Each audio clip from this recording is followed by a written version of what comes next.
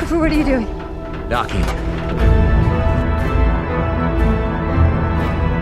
எங்கேயும் நம்ம பார்க்காதது ஒன்று நமக்கு கிடச்சிருக்கு. இன்டர்ஸ்டெல்லரோட ஸ்டோரி போர்ட் 10 இயர்ஸுக்கு முன்னாடி வரைஞ்ச ஒரு ஸ்டோரி போர்ட். இது பார்க்கும்போது பயங்கரமான இன்ட்ரெஸ்டிங் விஷயம்லாம் நமக்கு சிக்கிச்சு. செம்ம எக்ஸைட்டிங்காக இருக்காது. அண்ட் முக்கியமான விஷயம் நீங்கள் இதில் பார்த்தீங்கன்னா இந்த எல்லா ஸ்டோரி போர்ட்லேயும் ஆஸ்பெக்ட் ரேஷியோ வரைஞ்சிருக்காங்க. ஏன்னா இது வந்து நார்மல் கேமராவில் இங்கே இவ்வளோ தெரியும், ஐமேக்ஸ் கேமராவில் இவ்வளோ தெரியும்னு சொல்லிட்டு ஐமேக்ஸுக்காக ஸ்டோரி போர்ட் பண்ணியிருக்காங்க. இது வந்து ரியலி கிரேசி. சான்ஸே கிடையாது.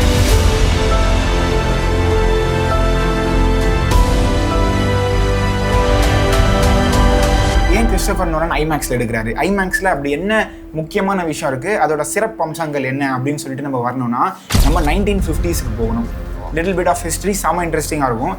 1950s போஸ்ட் வார், 2 வேர்ல்டு வாரும் முடிஞ்ச உடனே இந்த போஸ்ட் வார் எரா அப்போ தான் 1950s ஸ்டார்ட் ஆகுது. 1948 அமெரிக்கன் ஹவுஸ் ஹோல்டில் வெறும் 0.5% தான் டெலிவிஷன்ஸ் இருந்தது. ஆனால் 1952 50% ஆஃப் த பாப்புலேஷன் கிட்டேயும் டிவி இருந்தது. ஸோ டிஸ்போசபிள் இன்கம், அதாவது நம்ம செலவு பண்ணுற இன்கம், எல்லா ஃபேமிலிக்கும் ஒரு வேலை வாய்ப்பு எல்லாம் வந்த உடனே இந்த டிவிஸ் எல்லாரும் வாங்கி வீட்டில் குமிச்சு போடுறாங்க. அந்த டிவியில் என்னென்னா அவங்க வீட்டில் உட்காந்துக்கிட்டே ஸ்போர்ட்ஸ் பார்க்கலாம், சினிமா பார்க்கலாம், ட்ராமா பார்க்கலாம், நியூஸ் பார்க்கலாம், எல்லாமே கேட்கலாம். இங்கே கிட்டத்தட்ட வந்து இப்போ எப்படி இன்னொரு வேலையை காலி பண்ணுதோ இந்த ரேஞ்சுக்கு அங்கே போகிறது. Full cinema down, literally down. இங்கே தான் சினிமா பீப்புள் வந்து சில விஷயங்கள் யோசிக்கிறாங்க. எப்படி நம்ம அந்த டெலிவிஷனை வின் பண்ணலாம், வீட்டை விட்டு அவங்களை எப்படி வெளில கூட்டின்னு வரலாம் அப்படின்றது ஃபஸ்ட்டு பண்ண விஷயம் தான் ஒயிட் ஸ்க்ரீன். ஸோ இப்போ இவ்வளோ நேரம் இந்த வீடியோ நீங்கள் 4:3 ஆஸ்பெக்ட் ரேஷியோவில் பார்த்துட்டு இருந்திருப்பீங்க. இப்போ நம்ம 2 பேரும் சேர்ந்து அதை உடைக்க போகிறோம். ஸோ இந்த ஒயிட் ஸ்க்ரீன் இப்போ 16:9 இருக்கட்டும், ஃபுல் ஹெச்டி டிவி, அதுக்கப்புறம் இப்போ சினிமாவில் வர 2.35:1, இந்த ஆஸ்பெக்ட் ரேஷியோ டிவியில் வராது. டிவினாலே நமக்கு என்ன, டப்பா டிவி. கரெக்ட். இது வந்து கொஞ்சம் இம்பேக்ட் தான் இருந்தது. அதுக்கப்புறம் தான் பண்ண விஷயங்கள் என்ன அப்படின்னா, மர்லின் மன்ரோ அப்படின்னு அந்த ஆக்ட்ரஸ் அவங்கள கூப்பிட்டு வந்து ஹை ஸ்பெக்டக்கல் மூவிஸ், ஆக்ஷன், அப்புறம் இந்த மாதிரி மர்லின் மன்ரோ வந்து ஒரு செக்ஸ் சிம்பிளாக யூஸ் பண்ணாங்க. இதை பார்த்தோன்னே நிறைய டீனேஜர்ஸ் அட்ராக்ட் பண்ணி எல்லா பசங்களும் தேட்டருக்கு வந்தானுங்க. அந்த கால சினிமாலேருந்து இந்த கால இன்ஸ்டாகிராம் இன்ஃப்ளூயன்சர் வரைக்கும் நம்ம பசங்க தான் காப்பாற்றுறாங்க. ஸோ அப்படி ஆரம்பித்த இது எங்கே போய் முடிஞ்சுதுன்னா, மர்லின் மன்ரோ வந்து 1960s வந்து அவங்க நிறைய டார்ச்சர் அனுபவிச்சு ட்ரக் ஓவர் டோஸ் ஆகி இந்த டார்ச்சர்லாம் அனுபவிக்க முடியாமல் சூசைட் பண்ணி இறந்துருக்காங்க. இது 1950s சினிமா வின் பண்ண வைக்கிறதுக்காக வந்த ஒரு ஸ்ட்ராட்டஜி. இதே தான் நம்ம 1980s நம்ம இந்தியன் சினிமாவில் சில்க் ஸ்மிதா வந்திருக்காங்க.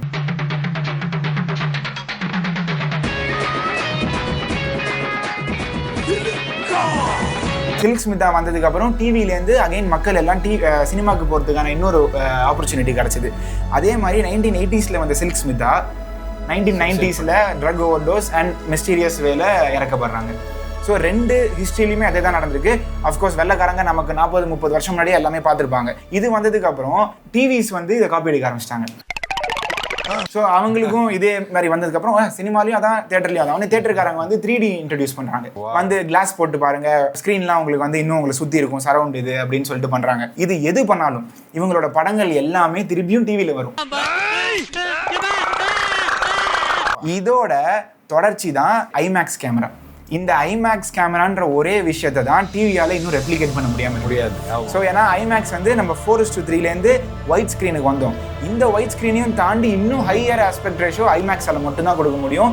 And Christopher Nolan IMAX use பண்ணுறதுக்கான காரணமே இதுதான். வாவ். அதனால தான் அந்த மனுஷனை எல்லாருமே இவ்வளோ கொண்டாடுறாங்க. சினிமா கோவர்ஸ் எல்லாரும் திருப்பியும் தேட்டருக்கு இந்த எராவில் கொண்டு வந்தது one of the reason Christopher Nolan. And not just camera, நோலனோட கதைகள் நீங்கள் பார்த்தீங்கன்னா அது தியேட்டரில் வந்து ஐமேக்ஸில் பார்த்தா தான் நல்லா இருக்குன்ற ஒரு வைப் கொடுக்கும். அண்ட் இது மட்டும் இல்லாமல் ஐமேக்ஸ் வந்து நாட் ஜஸ்ட் கேமரா, அவங்க வந்து ப்ரொஜெக்ட் பண்ணுறதுக்காக அவங்க தியேட்டர்ஸ்லேருந்து எல்லாமே பில்ட் பண்ணாங்க. ஸோ அதில் ஸ்க்ரீன் பெருசாக இருக்கும் ஒன்று, பட் அதையும் தவிர அவங்க வச்சு ஸ்பீக்கர்ஸ், அந்த ஸ்பீக்கர்ஸில் வந்து அதோட லிமிட் லெவல்ஸ் வந்து அந்த சப்ஸ் வந்து நார்மல் தியேட்டர் ஸ்பீக்கர்ஸுக்கு அதிகமான லெவலுக்கு ரீச் ஆக வச்சுருக்காங்க.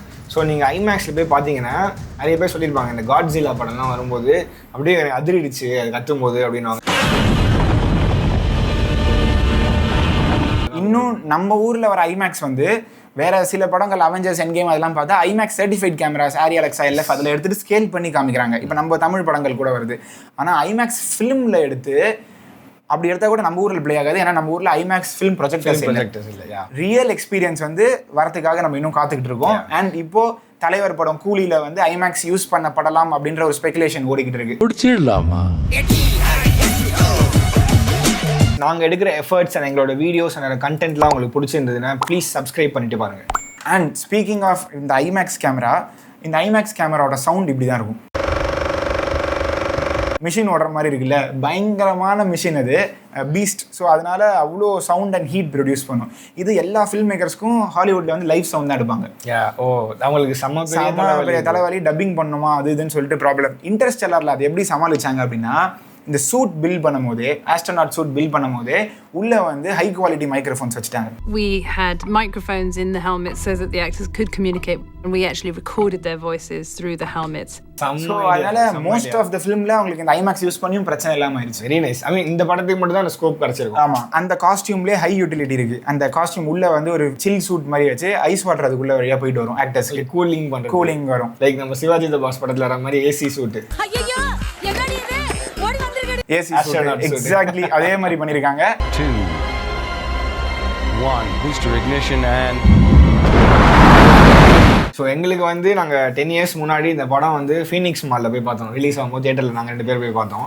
அது நல்லா ஞாபகம் இருக்குது. ஸோ அப்போ எப்படின்னா சூப்பராக படம் போயிட்டு இருந்தது, எல்லாம் சூப்பர். கிளைமேக்ஸ் முடிய உடனே எல்லாம் கிளாப் அடிக்கிறானுங்க சுற்றி. ஸோ ஒரு 90% பீப்புள் கிளாப் தட்டுறானுங்க. எங்களுக்கு வந்து என்னடா இது ஒன்றுமே புரியல அப்படின்னு இருக்கு. பட் கண்டிப்பாக சொல்கிறேன், அந்த 90%ல் ஒரு பாதி பேர் வந்து சீன் போடுறதுக்குலாம் கிளாப் தட்டுருக்கானுங்க. மீதி இருக்கவனுங்க வந்து ஐயோ இவங்க தட்டானுங்களே நம்மளும் தட்டணும்னு சொல்லிட்டு கிளாப் அடிச்சிருக்கானுங்க. நாங்கள் அதுக்கப்புறம் ஆக்சுவலாக யூடியூப்ல வந்து நிறைய வீடியோஸ் பார்த்து, எக்ஸ்பிளனேட்டரி வீடியோஸ்லாம் பார்த்து, அதுக்கப்புறம் ஓகே அது என்ன மீன் பண்ணாங்க அப்படின்னு அப்புறம் தான் எங்களுக்கு புரிஞ்சுது. அண்ட் நோலனோட இன்னொரு கனெக்ஷனும் இருக்கு. ஆக்சுவலி இந்த நீங்கள் பார்க்குற வீடியோ வந்து ஜூலை 30th ரிலீஸ் ஆயிருக்கணும். ஏன்னா நோலனும் நானும் ஒரே நாளில் பிறந்தவங்க. ஜூலை 30th ஒரே கருவில் பிறந்திருக்கணும் மாதிரி ஒரே தெருவில் பிறந்துட்டோம்.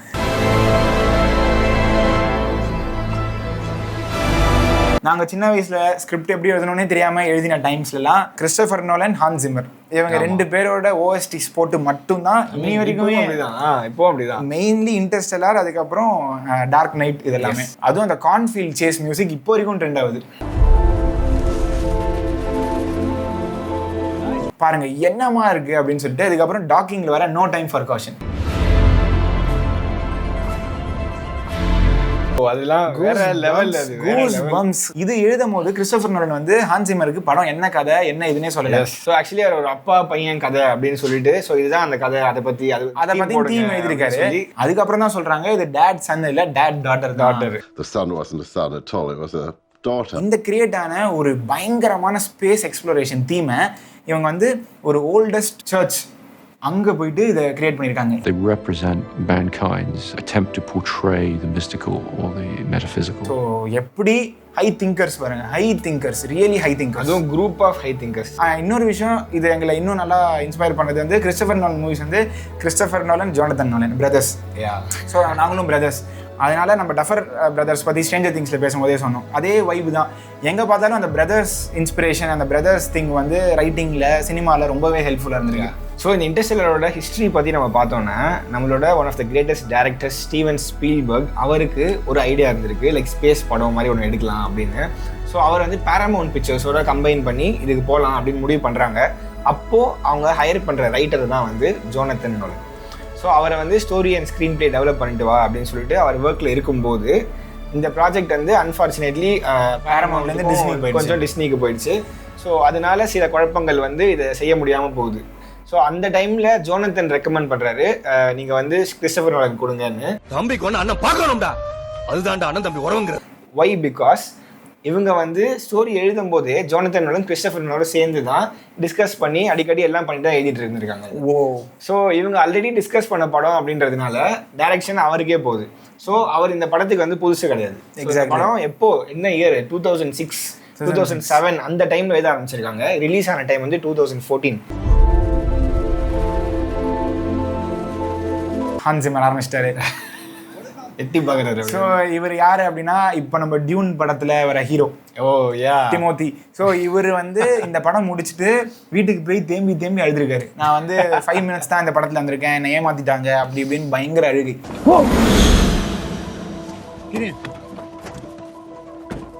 Let's go. What about the flat tire? O wow. நீங்கள் ஆக்சுவலி அங்கே நோட்டீஸ் பண்ணீங்கன்னா, ஸோ ஃபஸ்ட்டு அவங்க 2 பேர் வந்து பேசிகிட்டு இருக்காங்க. மர்ஃபும் இவரும் கூப்பரும் வந்து சைடில் இருந்திருக்காங்க. திடீர்னு சவுண்ட் வந்து திரும்புகிறாங்க. ஸோ உடனே அப்படியே ஃபாஸ்ட் கட்டு, அப்புறம் ஹேண்டில் ஷாட்டு இப்படிலாம் போயிட்டு இருக்கும்போது திடீர்னு இவர் டிமோத்தி வந்து டயர் ஆனால் இப்படி இருக்கே அப்படியே கொஞ்சம் ஸ்லோ ஆகிட்டு கட் ஆன உடனே திடீர்னு கார் அப்படியே போயிட்டு இருக்கு ஃபாஸ்ட்டாக. ஸோ இதுதான் வந்து எடிட்டிங்கில் ஒரு பேசிங்னு சொல்லுவோம். பேஸ் வந்து ஒரு ட்ரோன் வந்திருக்கு செம்ம ஃபாஸ்ட்டாக போகும்னு நினைக்கும் போது எடுத்தோடனே அப்படி ஃபாஸ்ட்டாக கொடுத்துட மாட்டாங்க. ஒரு செகண்ட் ஸ்லோ டவுன் பண்ணிவிட்டு அதுக்கப்புறம் டக்குன்னு ரேம்ப் அப் பண்ணுவாங்க. அப்போ தான் அதோட எஃபெக்ட் வந்து ரொம்ப சூப்பராக இருக்கும். எக்ஸாக்ட்லி நீங்கள் சொல்ல போனால் கான்ட்ராஸ்ட். எக்ஸாக்ட்லி. பகல் இருந்தால் தான் இரவு தெரியும், எஸ். தலை இருந்தால் தான் தளபதி தெரிவார், அந்த மாதிரியான ஒரு விஷயம். ஸ்லோ இருந்தால் தான் ஃபாஸ்ட் தெரியும். இதை நிறைய ஆக்ஷன் சீன்ஸில் பார்க்கலாம். அதே கான்செப்ட் அப்படியே பார்க்கலாம். இதெல்லாம் போச்சுடா.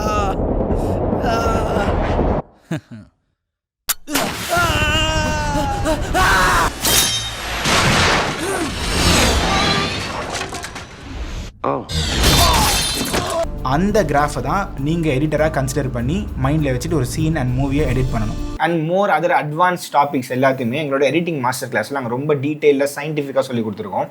ஸோ இந்த efxshop.in போயிட்டு இப்போவே செக் அவுட் பண்ணுங்கள். இங்கே போனால் நீங்கள் ஒரு ஃப்ரீ எபிசோட் கூட பார்க்கலாம்.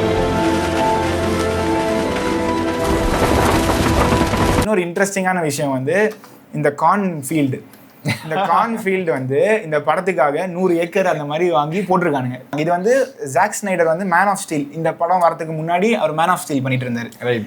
அதில் one of the producer Nolan தான். ஸோ லாஜிஸ்டிக்லி என்ன பண்ணாங்க அப்படின்னா, இந்த படம் முடிஞ்ச உடனே இந்த லெஃப்ட் ஓவர் கார்ன்லாம் விற்று கிட்டத்தட்ட 1 கோடி ரூபாய் வரைக்கும் ப்ராஃபிட் பார்த்துருக்காங்க. ஸோ நம்ம வந்து படத்துக்கு டேபிள் ப்ராஃபிட்னு சொல்லுவோம்ல, இது வந்து படத்தில் யூஸ் பண்ண விஷயத்துக்கான table profit. It is business. God. நம்ம போன இதுலேயே ஒரு வீடியோவில் சொல்லியிருப்போம், இந்த காஸ்டியூம்ஸ் அண்ட் அதர் ப்ராப்ஸ் எல்லாம் வந்து ரெண்ட் பண்ணி ப்ரொடியூசர்ஸ் காசு இது பண்ணிட்டு. பட் இவங்க வேற லெவலில் பிஸ்னஸ் பண்ணியிருக்காங்க. நிறைய இடத்துல நடந்திருக்காங்க. இங்கே நம்ம ஊரில் வந்து சினிமான்றது நிறைய இடத்துல தப்பாக நடக்குது. அவங்க போகிற இடத்துல வந்து குப்பையை போட்டு போயிடுவாங்க. வேறு யாருக்கிட்டேருந்து அதை ப்ராப் டிவின்னு நெய்பர்ஸ் கிட்டேருந்து ரெண்ட் இல்லை, அப்போதைக்கு பாரோ பண்ணிப்பாங்க சம் காசு கொடுத்துட்டு, அதுக்கப்புறம் அதை உடச்சிருவாங்க இல்லை கொடுக்க மாட்டாங்க. நிறைய கார்பேஜ், லிட்டர், டாய்லெட்ஸ் சரியில்லை, இந்த மாதிரி விஷயங்கள் இந்தியன் சினிமாவில் அங்கங்கே பார்க்க முடியுது. லைக் அதனால தான் நிறைய இடத்துல நம்மளே ஷூட்டிங் போகும்போது சினிமாக்காரங்களா இங்கே யூஸ் பண்ணாதீங்க சொல்லிட்டு கொடுக்கவே மாட்டாங்க. ப்ராப்பர்ட்டி டேமேஜ் பண்ணிடுவாங்க, இது பண்ணிடுவாங்க, அது இதுன்னு நிறைய. ஸோ இதில் நமக்கு பார்த்தாலே தெரியுது அனமார்பிக் லென்ஸ் யூஸ் பண்ணியிருக்காங்க அப்படின்னு சொல்லிட்டு. சைடில் வர டிஸ்டார்ஷன், பேரல் டிஸ்டார்ஷன், லியோ வீடியோவில் நம்ம இதை பேசியிருப்போம், அனமார்பிக்கோட ஃபீச்சர்ஸ் என்னன்னு சொல்லிட்டு. அதுக்கப்புறம் இந்த ஓவல் போகே, இந்த ஷார்ட் ஆன் வாட் அப்படின்ற ஒரு வெப்சைட் இருக்குது. அங்கே போனீங்கன்னா எல்லா Hollywood movies are very famous மூவியோட எல்லா லென்ஸ் ஸ்பெசிஃபிகேஷன், எடிட்டிங் சாஃப்ட்வேர்லேருந்து எல்லாமே நீங்கள் தெரிஞ்சுக்கலாம். ஸோ அதில் நம்ம பார்த்தா தெரியுது Panavision C series anamorphic lens, D series anamorphic, E series and ஃபுல்லாக Kodak Vision 3 250Dயில் எடுத்திருக்காங்க. எல்லாமே film. So Nolan is very old school and அதனால தான் இது வந்து இன்னி வரைக்கும் பேசப்படும். நீங்கள் பாருங்கள் எல்லா VFX படங்களும், for example Avengers first part பாருங்கள், இல்லை 2004 அந்த கிங் காங் பாருங்கள். இப்போ பார்த்தீங்கன்னா இதே நம்ம பார்த்து ரசிச்சோம், அப்போ நமக்கு தெரியல VFXலாம் அவுடேட் ஆயிடுச்சு அப்படின்னு சொல்லி கொஞ்சம் டிஃப்ரென்ஸ் நம்மளுக்கே தெரியும். அவுடேட் ஆன ஒரு ஃபீல் நம்மளுக்கே வந்துடும். ஆனால் நீங்கள் இன்ட்ரெஸ்டெல்லாம் இப்போ பாருங்கள் 10 வருஷம் ஆயிடுச்சு ஆல்ரெடி, உங்களால் கண்டே பிடிக்க முடியாது. இது யார்கிட்டேருந்து அவர் வருது, யார்கிட்டேருந்து கற்றுக்கிட்டாருன்னா அவருடைய குருநாதர் ஸ்டான்லி குப்ரிக். இன்டர்ஸ்டெல்லாரோட மெயின் இன்ஸ்பிரேஷன், இதை எடுக்கணும் அப்படின்னு அவர் மனசுக்கு தூண்டின விஷயம் வந்து 2001 ஸ்பேஸ் ஒடிசி. எப்படி அது 1960s வந்து இன்னும் அப்டேட் ஆகாமல் இருக்கும், இதுவும் 2014 வந்து இன்னும் பல வருஷங்கள் யுகங்களுக்கு போகும். We wanted to try and create a much more real environment for the actors inside the spaceships rather than relying on green screens. We didn't use any green screens. அது நிஜமாவே மைண்ட் ப்ளோயிங்கா இருந்தது கேட்கும்போது. ஸ்ட்ரிக்ட்டா சொல்லிட்டாரு நோ கிரீன் ஸ்கிரீன் அப்படின்னு சொல்லிட்டு. என்னடா green screen இல்லாம என்னடா பண்ண போறீங்க அப்படின்னு சொல்லிட்டு பார்த்தா இந்த படம் தான் அந்த வருஷத்தோட அகாடமி அவார்ட்ஸ், ஆஸ்கர் அவார்டோட பெஸ்ட் VFX ஃபிலிம். வாவ், நினைச்சு பார்க்க முடியுதா? கிரீன் ஸ்கிரீன் இல்ல, VFX நான் போக மாட்டேன், நிறைய ப்ராக்டிக்கல் போவேன் அப்படின்னு சொன்ன படம் தான் ஆஸ்கர் வின் பண்ணியிருக்கு. எஸ், இதுக்கு வெரைட்டி ஆஃப் ரீசன்ஸ் இருக்குது. பிகாஸ் VFX அண்ட் ப்ராக்டிக்கலாக நம்ம ஷூட் பண்ணுற ரெண்டுத்தையும் கம்பைன் பண்ணும்போது தான் ஆடியன்ஸ்க்கு எது போய் எது உண்மைன்னு தெரியாமல் இமர்சிவாக இருக்கும். எக்ஸாக்ட்லி. ஸோ அந்த ஸ்டோரி டெல்லிங் டூலுக்காக அவங்க யூஸ் பண்ணியிருக்காங்க. முக்கியமான விஷயம் பிளாக் ஹோல். அதுதான் one of the main reasons for ஆஸ்கர்னு நான் நினைக்கிறேன். பிகாஸ் அந்த பாயிண்ட் வரைக்கும் சயின்டிஸ்ட் வந்து பிளாக் ஹோல்ன்றது தியரிட்டிக்கலாக எல்லாமே இருந்தது, பட் விஷுவல் ரெப்ரஸன்டேஷன் எப்படி இருக்கும்னு யாரும் பார்த்ததே கிடையாது. ரீசெண்ட்லி நம்ம வந்து ஒரு ப்ராப்பர் பிளாக் ஹோலோட இமேஜ் கிடச்சிது. அதுவும் இதுவும் அப்படியே சேம் அதே மாதிரி இருக்குது. It's because it's all scientifically derived simulation. அவ்வளோ சிமுலேட் பண்ணியிருக்காங்க, அவ்வளோ வேரியேஷன். நீங்கள் ஃபுட்டேஜஸ் பார்த்தாலே தெரியும். எஸ், அதில் பார்த்தா நம்ம என்ன 138 வேரியேஷன் ஆஃப் அந்த பிளாக் ஹோல், அதுக்கு பேர் கார்கான்டுவான்னு வச்சிருப்பாங்க படத்தில். சயின்டிஃபிக்லி பிளாக் ஹோல்னா என்னன்னா ஒரு ஹியூஜ் மாஸ் ஆஃப் ஸ்டார், அது வந்து இன்க்ளோட் ஆகிடும். ஸோ அது வந்து அதுக்குள்ளேயே கொலாப்ஸ் ஆயிரும். அப்படி ஆகும்போது அதோட ஃபுல் வெயிட்டும் வந்து இத்தினூண்டு இருக்கும். ஸோ பேசிக்லி ஒரு ஆட்டம் சைஸ்க்கு இருக்கிற ஒரு பிளாக் ஹோலுக்கு வந்து ஒரு எர்த் அளவுக்கான வெயிட் இருக்கும். ஸோ அந்த பாயிண்ட் சோர்ஸில் அவ்வளோ வெயிட் இருக்கும்போது அது கிராவிட்டி ரொம்ப அதிகமாகிடும். ஸோ அப்படி ஆகி அது எல்லாத்தையும் இழுத்துக்கிட்டே இருக்கும். பக்கத்தில் இருக்க ஸ்டார்ஸு அப்புறம் பிளானட்ஸ் எல்லாத்தையும் இழுத்துகிட்டே இருக்கும். அதுதான் ஃபைனல் இது. Even light. ஏன்னா நம்ம இப்போ பேசிக்கலாக எல்லா 3D சாஃப்ட்வேர்ஸ் நம்ம பார்க்குறது நம்மளோட ரியல் ஃபிசிக்ஸ் இருக்கும். கிராவிட்டி 9.8 மீட்டர்/செகண்ட் அது இது எல்லாமே இருக்கும்ல. ஸோ இதெல்லாம் ஆல்ரெடி ப்ரூவ் பண்ணப்பட்ட விஷயங்கள், நம்ம கரண்ட்டாக எல்லாம் பார்க்குற விஷயம். ஆனால் பிளாக் ஹோல்ன்றது சயின்டிஃபிக் கம்யூனிட்டிக்கு இன்னும் ஃபுல்லாக தெரியாத ஒரு விஷயம். அதுவே தியரிட்டிக்கல் விஷயமா இருந்தது. அதை வச்சு ஃபிசிசிஸ்ட் வந்து கிப் த்ரோன் வந்து அவர் நோபல் ப்ரைஸ் கிடச்சிது அவருக்கு. ஸோ அவர் வந்து ஃபார்முலா எழுதியிருந்தார், உட்காந்து ஃபிசிக்ஸ் ஃபார்முலாலாம் எழுதியிருக்காரு. இந்த ஃபார்முலாவை கோடாக ட்ரான்ஸ்ஃபர் பண்ணி அந்த கோடை வச்சு இவங்க ஒரு சிமுலேஷன், இவங்களே ஒரு உலகமே கிரியேட் பண்ணுறாங்க, புது சயின்டிஃபிக் திங்கை கிரியேட் பண்ணிட்டாங்க இவங்க. So it's like a break through. வேற லெவல் நடக்காத ஒரு விஷயத்த முன்னாடியே ப்ரெடிக்ட் பண்ணியிருக்காங்க. அப்புறம் ஈச் ஃப்ரேம், அதாவது ஒரு செகண்ட்ஸில் 24 ஃப்ரேம் இருக்கு. இந்த ஈச் ஃப்ரேம் ஆஃப் இந்த பிளாக் ஹோல் வந்து 100 ஹார்ஸ் ஆயிருக்கு 2 நேரத்துக்கு. ஸோ அப்போ அது எவ்வளோ செகண்ட்ஸ் இருந்திருக்கும் படத்தில், எவ்வளோ மினிட்ஸ் வந்திருக்கும், எவ்வளோ மணி நேரம் ஆயிருக்கும்னு சொல்லிட்டு நீங்கள் அதுதான். ஸோ இந்த நேரத்தில் நம்ம முக்கியமாக டபுள் நெகட்டிவ் அவங்க தான் வந்து இந்த விஎஃப்எக்ஸ் கம்பெனி ஃபார் இன்டர்ஸ்டெல்லர், அவங்க நம்ம ரொம்பவே பாராட்டியே ஆகணும். There is a commendable job they've done. Nobel ஆர் கிப் த்ரோன் இருக்கார்ல, ஸோ அவர் தான் வந்து இன்டர்ஸ்டெல்லர் படத்தோட எக்ஸிக்யூட்டிவ் ப்ரொடியூசர்ஸ் கூட. இட்ஸ் பிகாஸ் படத்தில் அவ்வளோ சயின்டிஃபிக்கான விஷயம் வருதுன்னும் போது செட்டில் நிஜமாவே ஒரு சயின்டிஸ்ட் இருந்து சூப்பர்வைஸ் பண்ணாதான் அதை கரெக்டாக எடுக்க முடியும். Amazing. So it's a really good thing அவர் எக்ஸிக்யூட்டிவ் ப்ரொடியூசராக போட்டது. இன்னொரு முக்கியமான விஷயம் கைஸ், சினிமா ஸ்கிரிப்ட் ரைட்டிங்கில் வந்து ட்ராமாட்டிக் டேன்னு சொல்லிட்டு ஒன்று சொல்லுவாங்க.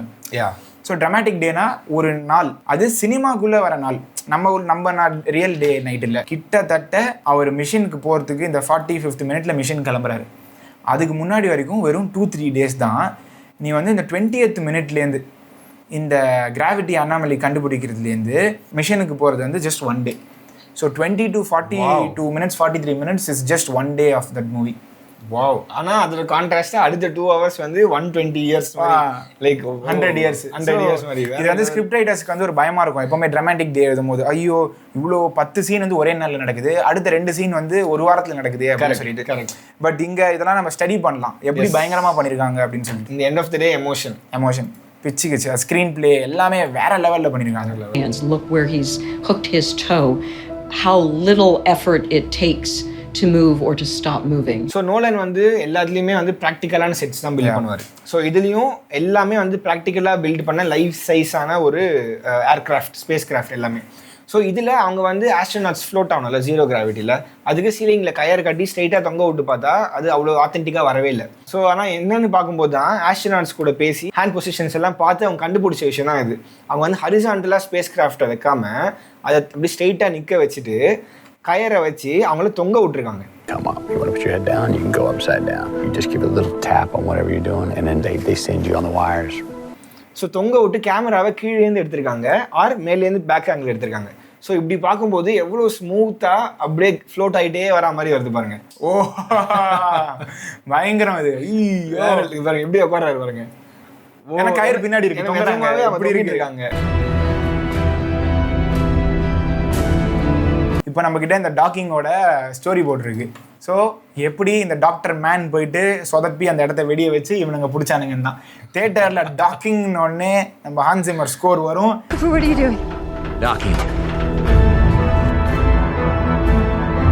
பிச்சுக்கும் வேற லெவல். எல்லாருமே சைலண்ட். அப்படியே நிஜமா ஹிஸ்ட்ரியில் இதை பேசிக்கிட்டே இருப்பானுங்க. அந்த மாதிரியான ஒரு சீன், கண் கலங்க வச்ச ஒரு பதிவு.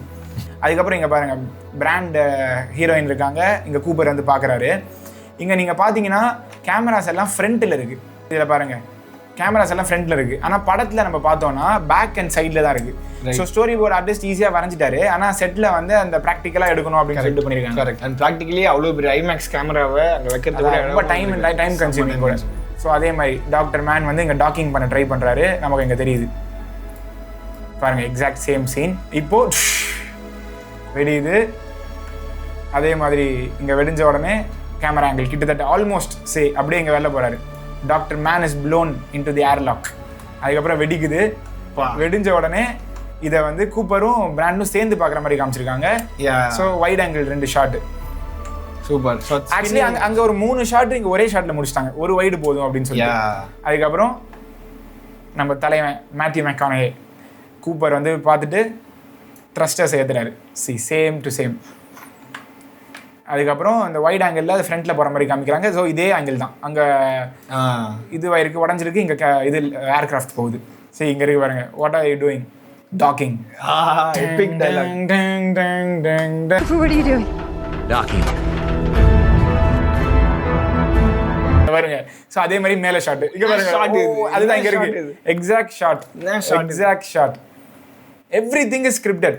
நீங்கள் இந்த லைன் பார்த்தீங்கன்னா எண்டூரன்ஸ் வந்து இப்படி போகுது, இவரும் லேண்டர் இந்த இவங்க இருக்கிற ஏர்கிராஃப்ட்னு இப்படி போகுது, அந்த ஏரை டினோட் பண்ணுது. இதில் எண்டூரன்ஸ் சுற்றிக்கிட்டே போகுது. அதுக்கப்புறம் நீங்கள் சைட் வைட் ஆங்கிள் பார்த்தீங்கன்னா எண்டூரன்ஸ் போயிட்டு இருக்கு, எண்டூரன்ஸ் கொஞ்சம் கீழே வழியாக போகுது. ரைட். ஸோ இட்ஸ் சுற்றிக்கிட்டே கீழே போகுது, அது ஸ்ட்ராட்டோஸ்பியருக்குள்ளே நுழையுது. எஸ். ஸோ அதுக்குள்ளே இவர் போய் பிடிக்கணும். இது எல்லாமே ஸ்டோரி போர்டில் ஆரோஸ் போட்டிருக்காங்க பாருங்க. அப்புறம் இந்த ஸ்டோரி போர்டு நீங்கள் பார்த்தீங்கன்னா கேமரா எங்கே மூவ் ஆகுது, ஆக்டர் எங்கே மூவ் ஆகிறாங்க, 2 ஆரோ போட்டு சிக்னிஃபை பண்ணுறாங்க. ஸோ ஃபார் எக்ஸாம்பிள் இது புஷின் ஷாட். 4 பக்கமும் உள்ள கார்னர்ல 4 பக்கமும் கார்னர் போட்டு காமிக்கிறாங்க. So it's pushing shot. இது எப்படி எடுத்திருக்காங்க அப்படின்னா again it's a miniature. So நம்ம வந்து நான் ஒரு ஓகே விஎஃப்எக்ஸ் பண்ணியிருப்பாங்க, ஆனால் சம்திங் நடுவில் அந்த ஹேண்ட் ஷேக்கும் இது ரியலிஸ்டிக்காக இருக்குது, அந்த இது ஆடுது அப்படின்னு சொல்லிட்டு நினைக்கும் போது பார்த்தா தான் தெரியுது இது எல்லாமே வந்து மினியேச்சர்னு சொல்லிட்டு செட். இங்கே பாருங்க, ஒரு லைஃப் சைஸ் மாடல், கொஞ்சம் தான் ஹைட்டு. ஸோ இதில் வந்து இந்த robotic arms and robot camera வச்சு கரெக்டாக எடுத்துருக்கானுங்க. வா, லைக் செட்டில் வந்து நிறைய எஃபர்ட் எடுத்து நிறைய பண்ணோம். பட் ஒன்ஸ் ஷூட்டிங்னு முடிஞ்சதுக்கு அப்புறமா தலைவலி ரொம்ப கம்மியாயிரும். அவ்வளோ அப்படியே அங்கேயே நிஜம் படத்தை பார்த்துட்டேன். டேரக்டாக விஎஃப்எக்ஸ் அப்படியே மானிட்டர்லேயே டேரக்டர்ஸ் மானிட்டர்லேயே தெரியும். ஸோ இன்னொரு விஷயம் வந்து ஒரு தியரி இருந்தது, இந்த மில்லர்ஸ் பிளானட் வாட்டர் பிளானெட்டில் வந்து எவ்ரி 1 hour வந்து 7 years on Earthன்னு சொல்லுவாங்க. Every hour we spend on that planet will be 7 years back on Earth. So அதனால அவங்க வந்து எல்லாமே ஃபாஸ்ட்டாக பண்ணணும் அப்படின்னு சொல்லிட்டு பண்ணிட்டு இருக்கும்போது அந்த பெரிய வேவ்லாம் வரும். ஸோ அந்த டைமில் ஹான்ஸ் ஜிம்மர் வந்து ஒரு மியூசிக் போட்டிருப்பாரு. அதில் வர பீட்ஸ் வந்து எவ்ரி 1.25 seconds வருது.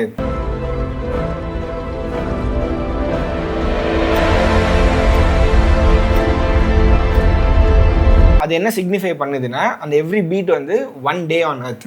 ஸோ ரிவர்ஸ் கால்குலேட் பண்ணி பார்க்கும்போது ரஃப்லி ஒரு 1.42 seconds அதுதான் வந்து 1 day of Earth வருது, நாட் 1.25. ஸோ அந்த தியரி வந்து டெக்னிக்கலி இட்ஸ் டீபங்க்ட். பட் ஒரு ஆர்ட்னா நம்ம சொன்ன மாதிரி நமக்கு அது ஃபீல் ஆகுது. ஒரு மியூசிக் டேரக்டர் ஒரு டெம்போ பிபிஎம்க்கு பண்ணியிருக்காரு, பீட்ஸ் பெர் மினிட் விஷயத்துக்காக. நமக்கு அது பார்க்கும்போது ஒரு சென்ஸ் ஆஃப் டைம் கொடுக்குது. ஒரு காது பின்னாடி கிளாக் டிக் ஆகிட்டே இருக்கு.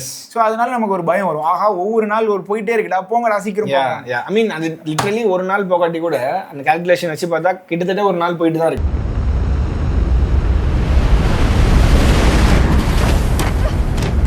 அண்ட் கைஸ், வீடியோ பிடிச்சிருந்ததுன்னா இதே சீரீஸில் நிறைய வீடியோஸ் இருக்குது. நீங்கள் புதுசாக வந்தீங்கன்னா எல்லாத்தையுமே செக் அவுட் பண்ணுங்கள். பிடிச்சிருந்ததுன்னா கண்டிப்பாக மறக்காமல் சப்ஸ்கிரைப் பண்ணிவிட்டு பெல் ஐக்கன் நமக்குங்க. ஸோ இதுதான் கைஸ் இன்டர்ஸ்டெல்லர். பேச போனால் பேசிக்கிட்டே போயிட்டே இருக்கலாம். வேறு என்ன வீடியோ ஆர் படங்கள் வேணும் அண்ட் இன்டர்ஸ்டெல்லரில் நாங்கள் சொல்ல விட்ட விஷயங்கள் அது எல்லாத்தையுமே நீங்கள் கமெண்ட்ஸில் சொல்லுங்கள். Will see you guys in the next video. Bye bye guys, take care, love you. efxshop.in போங்க, கோர்ஸோட ஃப்ரீ எபிசோட இப்போவே பாருங்கள்.